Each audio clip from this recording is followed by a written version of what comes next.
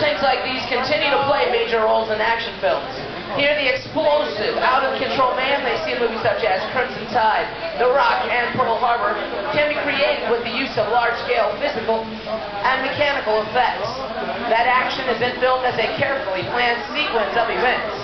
And today we're going to be shooting our own action sequence titled Harbor Attack, using many of the same effects that such directors as Michael Bay use for their films.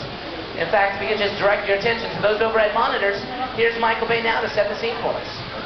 In this scene, a patrol boat is on a surveillance mission, searching the sky. It takes a lot of time and hard work to reset these charges for an explosion. But of course, the #1 consideration on the timing of all these effects is always the safety of our actors and actresses on the set, which brings me to you. Hi, what's your name?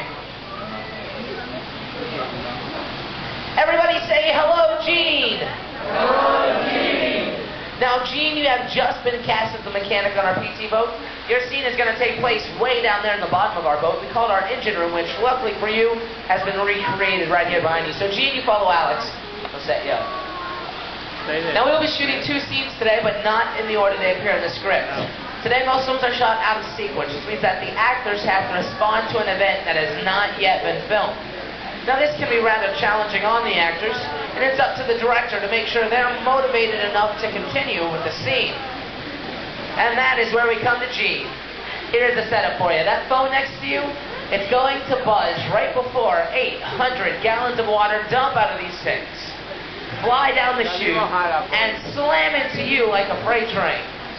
Does that give you enough motivation to keep hanging on for me? All right, good. Because actually, ladies and gentlemen, it's more like 1,000 gallons of water.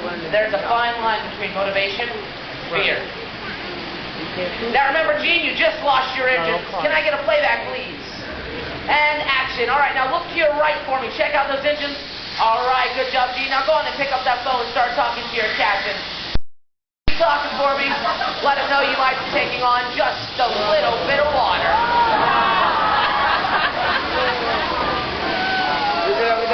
And cut. Now that is what I call a physical effect. Let's give Gene a big